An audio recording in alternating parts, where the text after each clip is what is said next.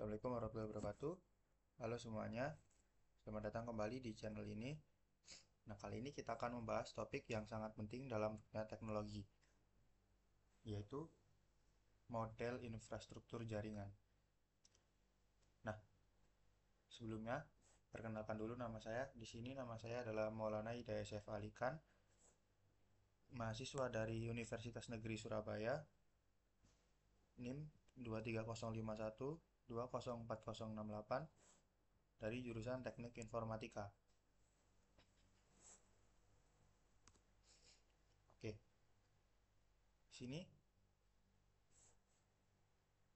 infrastruktur jaringan itu adalah fondasi dari semua sistem komunikasi yang kita gunakan, mulai dari jaringan rumah hingga jaringan perusahaan besar. Di sini nanti kita juga akan membahas jenis-jenis topologi jaringan yang mengatur bagaimana perangkat terhubung satu sama lain. Jadi, pastikan tonton dengan seksama. Oke, untuk yang pertama kita akan bahas tentang pengertian dulu nih. Nah, mari kita pahami apa itu infrastruktur jaringan. Jadi, infrastruktur jaringan adalah kumpulan perangkat keras, perangkat lunak, dan teknologi yang mendukung komunikasi data antar perangkat. Ini mencakup seperti router, switch, server, firewall, serta kabel dan komponen lain yang memungkinkan data mengalir dari satu perangkat ke perangkat yang lain dengan aman dan juga cepat juga pastinya. Oke, lalu apa aja sih komponen utama pada infrastruktur jaringan? Jadi infrastruktur jaringan ini terdiri dari beberapa komponen penting yang bekerja sama untuk menjaga kelancaran komunikasi data. Apa sih contohnya? Nah, di sini yang pertama itu ada router, seperti yang ada di gambar ini. Nah, router itu mengarahkan lalu lintas antar jaringan, menghubungkan berbagai jaringan lokal ke jaringan eksternal seperti internet. Setelah itu ada juga switch. Switch menghubungkan perangkat dalam satu jaringan lokal, memungkinkan perangkat di dalam jaringan yang sama untuk berkomunikasi dengan cepat. Nah, setelah itu yang ketiga ada server. Server ini memiliki fungsi sebagai menyimpan dan memproses data, serta sebagai pusat komando dari sebuah jaringan. Nah, setelah itu ada juga firewall. Firewall ini alat keamanan yang melindungi jaringan dari ancaman eksternal seperti peretas dan juga malware ataupun virus-virus lainnya. Nah, setelah itu ada juga nih kabel ataupun infrastruktur fisik. Nah, meski jaringan dari kabel ini sebenarnya semakin populer atau wireless ya kita sebutnya, kabel seperti serat optik dan Ethernet itu masih merupakan komponen yang penting dari banyak jaringan. Nah, selanjutnya adalah jenis-jenis infrastruktur. Nah, kita juga memahami infrastruktur jaringan ke dalam beberapa jenis berdasarkan jangkauannya. Yang pertama adalah LAN ataupun Local Area Network. Jaringan lokal yang digunakan untuk menghubungkan perangkat dalam area kecil seperti rumah ataupun kantor. Seperti yang terdapat pada gambar di sini. Jadi, seperti PC-PC ini ataupun user itu terhubung pada satu jaringan yang sama. Setelah itu yang kedua ada WAN ataupun Wide Area Network. Jaringan yang mencakup area yang lebih luas, biasanya antar kota atau negara. Nah, seperti yang ada di gambar ini seperti diumpamakan adalah seperti dari rumah, kantor, kantor cabang. Cabang ini meskipun dari Surabaya, Jakarta, Palembang, Bandung, itu akan terhubung dalam satu jaringan yang sama.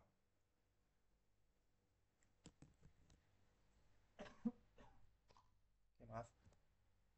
Selanjutnya ada aman. Aman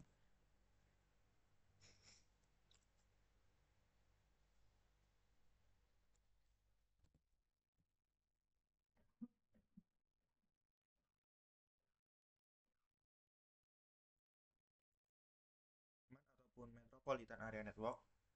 Ini adalah jenis jaringan yang menghubungkan beberapa LAN dalam satu area geografis yang lebih besar seperti halnya pada kota. Selanjutnya ada VPN atau Virtual Private Network. VPN ini memungkinkan koneksi aman di atas infrastruktur publik seperti internet. Oke, selanjutnya kita akan membahas tentang OSI layer. Nah, apa sih OSI layer ini?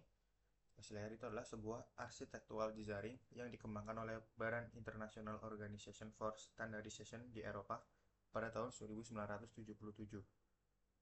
Dalam memahami cara kerja jaringan, model OSI sering digunakan sebagai referensi standar.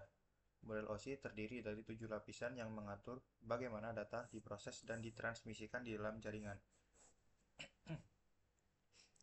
Seperti yang pertama, lapisan pertama adalah lapisan fisik, atau yang paling bawah sendiri pada gambar ini. Di sini data dikirim dalam bentuk sinyal fisik melalui kabel atau gelombang radio. Setelah itu lapisan kedua adalah data link.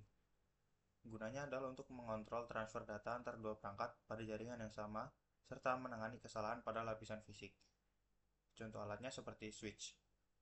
Oh ya, yang pertama tadi alatnya seperti hub ataupun kabel. Nah, yang ketiga adalah lapisan jaringan atau network. Ini menentukan rute terbaik mengirimkan data melalui jaringan yang lebih besar. Contohnya adalah seperti router ataupun switch lagi. Yang keempat adalah lapisan transport.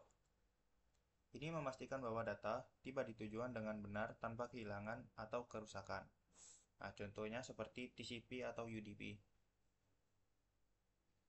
Selanjutnya yaitu adalah lapisan sesi atau session layer. Ini mengelola koneksi dan sesi komunikasi antar perangkat. Contohnya seperti NetBIOS atau PPTP. Selanjutnya adalah lapisan presentasi atau presentation layer. Gunanya untuk mengubah data menjadi format yang dapat dimengerti oleh lapisan aplikasi. Contohnya seperti JPG, GIF, HTTPS, SSL, ataupun TLS. Satu yang terakhir adalah lapisan aplikasi atau application layer. Ini tempat aplikasi berinteraksi langsung dengan data jaringan. Contohnya seperti SMTP. Oke, selanjutnya adalah topologi jaringan. Topologi jaringan ini yang mengatur bagaimana perangkat di jaringan terhubung satu sama lain. Topologi adalah salah satu elemen penting dalam desain infrastruktur jaringan karena memengaruhi kecepatan, kehandalan, dan efisiensi jaringan. Sebelum itu, coba kan saya jelaskan dulu apa itu topologi jaringan komputer. Nah, topologi jaringan komputer adalah metode atau cara yang digunakan agar bisa menghubungkan satu komputer dengan komputer lainnya. Struktur atau jaringan yang digunakan untuk menghubungkan satu komputer dengan komputer lainnya bisa dengan menggunakan kabel ataupun nirkabel, tanpa kabel, ataupun bisa juga disebut dengan wireless. Oke, yang pertama kita bahas adalah topologi bus.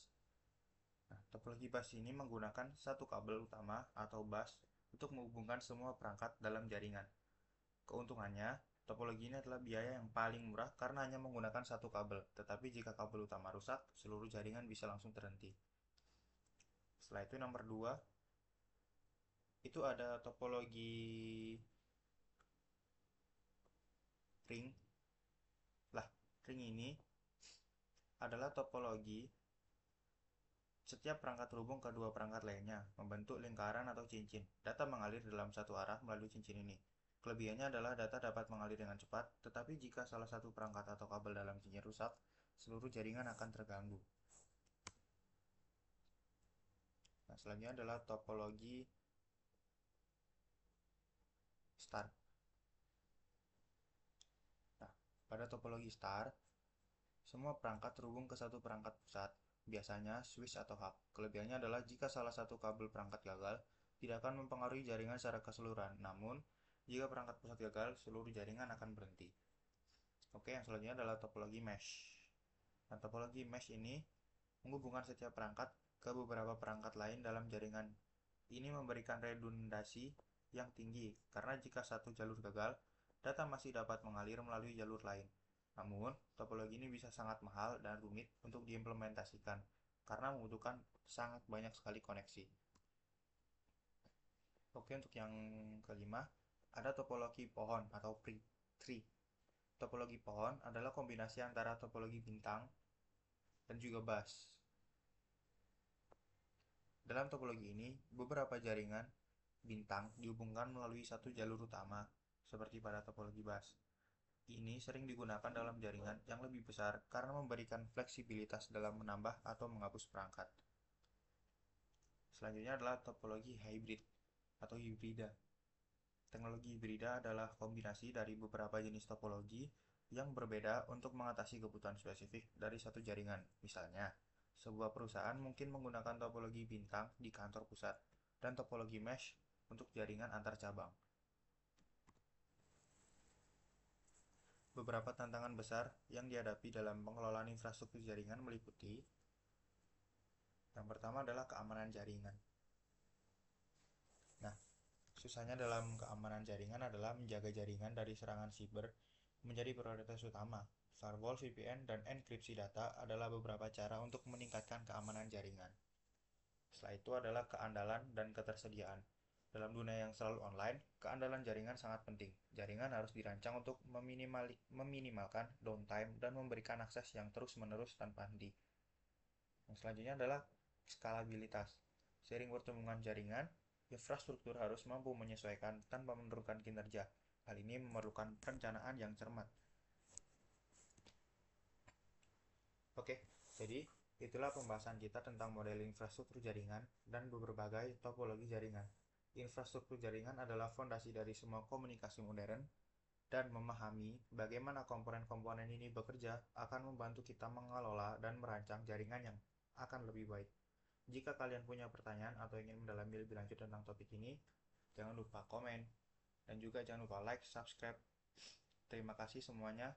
Wassalamualaikum warahmatullahi wabarakatuh.